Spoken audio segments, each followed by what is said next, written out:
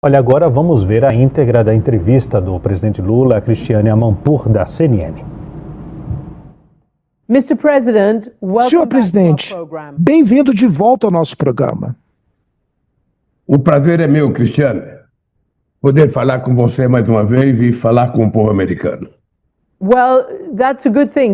Bem, isso é uma coisa boa, porque eu queria lhe perguntar, em primeiro lugar, como é que você se sente levar um tapa na cara com 50% de sobretaxa de um maior país do mundo, que é os Estados Unidos? Olha, Cristiane, para mim foi uma surpresa, não só o valor da taxação, mas como é que foi anunciado. Eu penso que falta um pouco de multilateralismo na cabeça do presidente Trump. E ele sabe que um problema desse se resolve numa mesa de negociação. O que eu estranhei de fato? Nós estávamos negociando com os Estados Unidos já há alguns meses, o meu ministro das Relações Exteriores, o meu vice-presidente da República, que é ministro da Indústria e do Comércio, estavam negociando. Dia 16 de março, nós mandamos uma proposta para o governo americano, depois de 10 reuniões, mandamos uma proposta dia 16 de maio, dizendo o que a gente queria e o que era possível acordar. Olha, para nossa surpresa, ao invés de uma resposta à carta que nós mandamos, nós recebemos a notícia publicada, no site do presidente da República, que não foi uma carta enviada diplomaticamente como a gente costuma enviar. Eu achei que foi um erro muito grande, um equívoco, porque a carta que o presidente Trump fez está cheia de inverdades. Primeiro, ele estava sabendo que aqui no Brasil a justiça é independente. O presidente da República não manda na justiça. A segunda é que o déficit comercial não é verdade. Os Estados Unidos, nos últimos 15 anos, teve um superávit de 410 bilhões de dólares com relação ao Brasil. E terceiro, se a gente vai cobrar o imposto das Big Techs, é um problema do governo brasileiro. Olha, se a gente cobrar uma taxa alta e eles não se contentarem, olha, se estabelece uma negociação entre o governo. É assim que funciona o multilateralismo. É assim que funciona o comércio mundial. É assim que o Brasil age. O que não pode é o presidente Trump esquecer que ele foi eleito para ser presidente dos Estados Unidos e não foi eleito para ser imperador do mundo. Seria muito melhor se estabelecer uma negociação e fazer um acordo possível, porque nós somos dois países que temos uma reunião muito boa há 201 anos. Então ele está quebrando todo e qualquer protocolo, toda e qualquer liturgia que deve exigir o relacionamento entre dois chefes de Estado. Foi muito desagradável, nós estamos tentando conversar com as pessoas, agora nós estamos também preparando a nossa resposta. O que eu tenho dito publicamente é que nós vamos utilizar todas as palavras no dicionário tentando negociar. Se não der negociação, você pode ter certeza que a gente vai recorrer à OMC, ou podemos recorrer sozinho, ou poderemos juntar um grupo de países e recorrer, ou poderemos utilizar a lei da reciprocidade que foi acabada de aprovar pelo Congresso brasileiro. É assim que vai ser. Eu lamento que dois países que têm uma relação histórica de 201 anos precisem estar brigando na justiça porque um presidente não respeita a soberania do outro.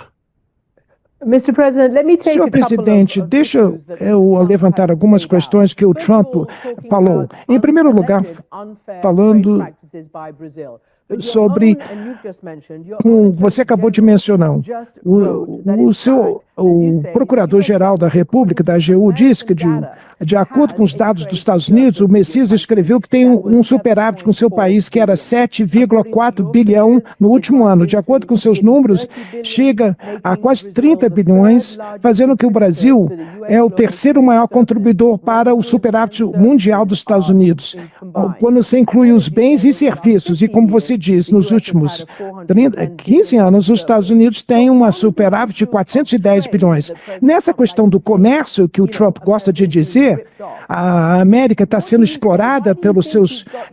Por que ele tem essa ideia? Por que ele acha que tem um déficit com esses países todos e com o Brasil? Ou por falta de conhecimento ou por falta de assessoria. Porque o déficit do ano passado foi de 7 bilhões de dólares para o Brasil. E nós continuamos achando que os Estados Unidos continua sendo um parceiro muito relevante para o Brasil. Nós tivemos um fluxo na balança comercial de 87 bilhões. Os Estados Unidos exportou para o Brasil 47 bilhões e nós exportamos para os Estados Unidos 40 bilhões. que são produtos que muitas vezes são empresas que levam o produto para lá e trazem o produto para cá. É uma coisa complicada que eu acho que vai ser resolvida na hora que os empresários americanos e os empresários brasileiros sentarem numa mesa e negociar para mostrar, não apenas ao presidente do Brasil, mas ao presidente dos Estados Unidos, de que a taxação foi equivocada, foi mal pensada e foi avisada no momento equivocado quando a gente estava numa mesa de negociação.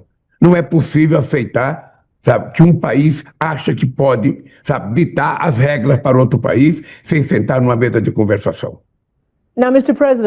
Bem, presidente, uma segunda questão que você também mencionou é uma questão política. Aparentemente, o presidente Trump está dizendo que ele discorda com a investigação e o processo no tribunal do seu predecessor, o presidente Bolsonaro. É aqui que está o que o Trump disse. Isso é nada mais, nada menos do que um ataque sobre um oponente político, que eu sei muito, porque aconteceu comigo. 10 vezes eu fui acusado de coisas. Qual é a sua resposta para esse comentário do presidente Trump? Olha, a minha resposta, Cristiano, é que o Poder Judiciário brasileiro é independente. O presidente da República não tem influência no Poder Judiciário. Eu indico o ministro da Suprema Corte, ele é referendado pelo Senado ou não, ele toma posse e vai cuidar da nossa Constituição. Veja só, o Bolsonaro está sendo julgado não é porque ele é oposição. O que é importante lembrar é que eu perdi 3 eleições nesse país. É importante lembrar que a 5ª eleição que eu disputo, sabe, e também já ganhei 4 eleições. Eu e a minha sucessora Dilma Rousseff, vai para 5 eleições que nós ganhamos. E nunca houve ninguém nesse país que tentasse estabelecer a tentativa de golpe como o Bolsonaro fez. O Bolsonaro não está sendo julgado pessoalmente, ele está sendo julgado pelos atos que ele cometeu. Ele tentou dar um golpe, tentou derrubar a democracia, ameaçou sigilosamente, sabe, a morte do Alckmin, a minha e a do presidente do Tribunal Eleitoral Brasileiro. Ou seja, ele está sendo julgado por isso. E ontem o procurador-geral fez a denúncia. Ele certamente será condenado. E eu queria dizer uma coisa, Cristiane, para o povo americano. Se o Trump fosse brasileiro e ele tivesse feito aqui o que foi feito no Capitólio, ele também estaria sendo julgado. E possivelmente, se tivesse ferido a Constituição de acordo com os ministros, ele também poderia ser preso. Bem, nesse momento eu tenho que dizer, presidente, que o presidente Bolsonaro nega todas essas acusações, mas na maior parte o seu filho, Eduardo, que é membro do Congresso, ele está nos Estados Unidos fazendo lobby para sanções contra o Brasil. E ele queria também sanções contra o presidente do Supremo. E agora o Trump está querendo não só sanções no Supremo, mas agora sobre o povo brasileiro com 50% de tarifa. Os seus opositores têm sido fortes. O Bolsonaro está tentando obter esse resultado. Eles querem que você abandone as acusações contra ele. Veja, primeiro não é o presidente Lula que acusa. É o Ministério Público que faz a acusação. E quem julga é a Suprema Corte. O Lula não tem nada a ver com isso. É importante, Cristiano, lembrar que eu fui julgado por essa mesma corte. É importante lembrar que eu perdi 5 eleições, perdi 3 eleições nesse país e nunca criei nenhum problema. Perdi as eleições, me preparei para ganhar outra. O que não dá é para você não levar em conta que você teve um período na presidência da República, um cidadão que contava 11 mentiras por dia, que instigava o ódio, que abusava da democracia, achando que democracia é baderna, é de respeito aos direitos humanos, de respeito às mulheres, de respeito aos negros, de respeito aos indígenas, de respeito aos sindicatos, de respeito à Suprema Corte. Ou seja, começou a inventar que ele ia ser roubado, que ele sabia que ele ia perder as eleições. Quando eu estava preso, a pesquisa dizia que eu ganharia as eleições dele. Ora, e ele, talvez com essa história de que foi roubado, de que não tem, e foi tentar dar um golpe, e depois, de forma covarde, fugiu para os Estados Unidos antes de me dar posse. Ou seja, esse país aqui é um país que merece respeito. E o presidente Trump tem que respeitar, sabe, a soberania desse país.